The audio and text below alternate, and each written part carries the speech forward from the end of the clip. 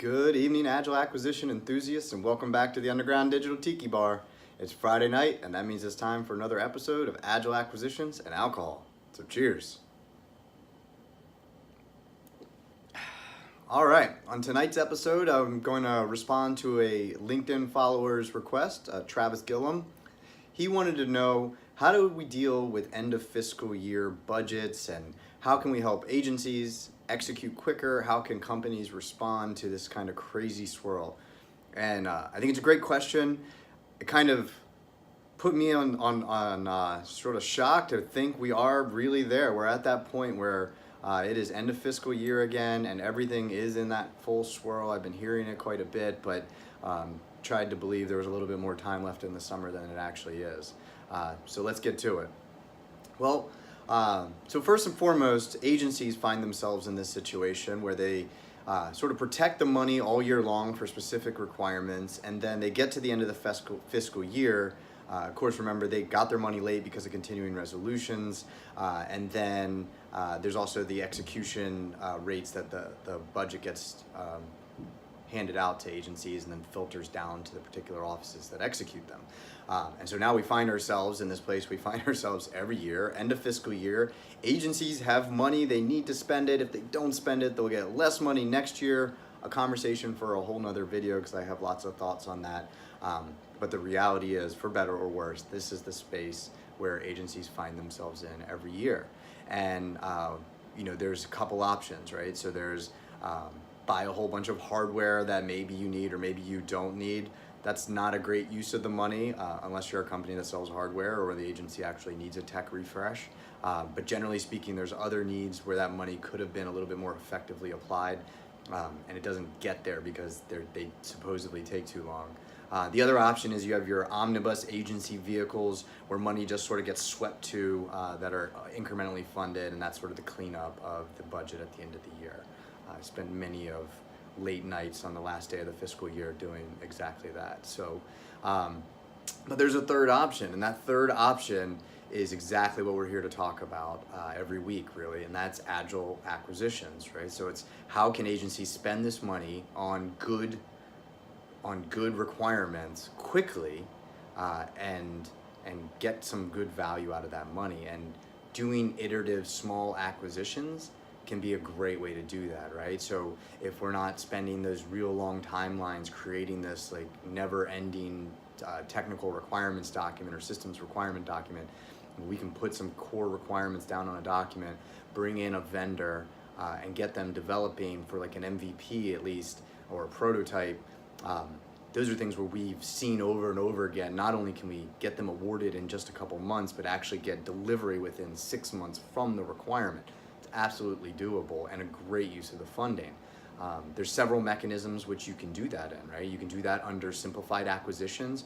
Remember, commercial acquisitions, 13.5 gives you up to $7 million. It's a lot of money to spend at the end of the fiscal year to get real valuable delivery of software development capabilities. You also have all of your small business set-aside exceptions under FAR 19.5. There's tons of 8A vendors out there that can do great development work. And I know some agencies have concerns about the 8A program and what that means for future operational deployment. US Digital Service has worked with the 8A program manager. You can go to the techfarhub.cio.gov, see the 8A initiative. There's actually statements of objectives already written and a signed memorandum from the 8A program director that says if you use these requirements, then you can use the 8A program as long as it makes sense to fulfill these, but then you can move out of the program.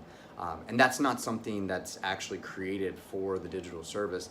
That was always the case, but this codified that when you're moving from testing and learning and prototyping to operational, that actually is a different requirement and should be treated as such. But you have the 8A program there, you have existing statements of objectives, you can just sort of populate your specifics into and then get those on the street and either sole source directly to an 8A or do a limited acquisition amongst 8As. And remember, even when you're sole sourcing as part of your market research, you can go out and talk to those 8As and interview them before you make a final decision. So that's another option. When you're looking at agencies, and I didn't mention under that simplified procedure, you can do a similar thing. You can have a small limited pool, try to get 3 or more proposals, but you can have a limited pool of vetted vendors that you know you want to work with participate. We've seen that recently in a lot of high-profile acquisitions. And then another, obviously, other transaction authority. I've talked about that multiple times on this channel.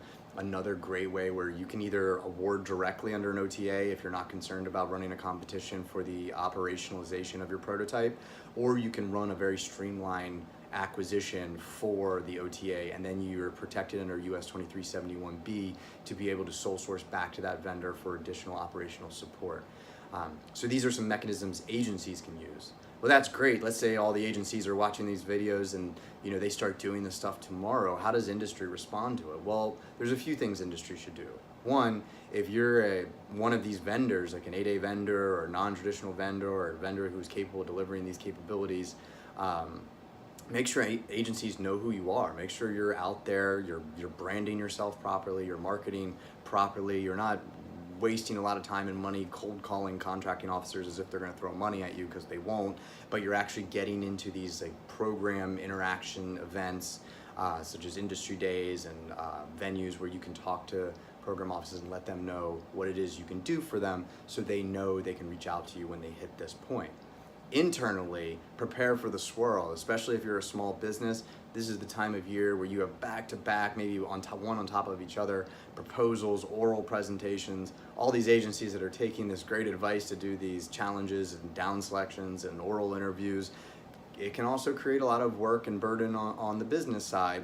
I think it's worth it, but these are all the things you have to deal with. So you have to start positioning yourself, maybe bringing in outside resources temporarily to help you kind of manage the flow of work that's coming up. But that's ultimately what you have to do. Stay on top of postings and making sure you're reaching out. Now's the time to reach out to those folks that maybe dealing with these sort of end of year budgets and have needs in areas that you can satisfy. So there you go, Travis. I hope that was helpful. Everybody else, I hope that was helpful. Again, I love getting suggestions on videos to make. It makes this a lot easier for me. I could talk about this stuff all day long, but there's no sense talking about it unless you actually want to learn about it. So I appreciate it. You keep watching them, I'll keep making them, and most importantly, keep innovating. And until next week, cheers.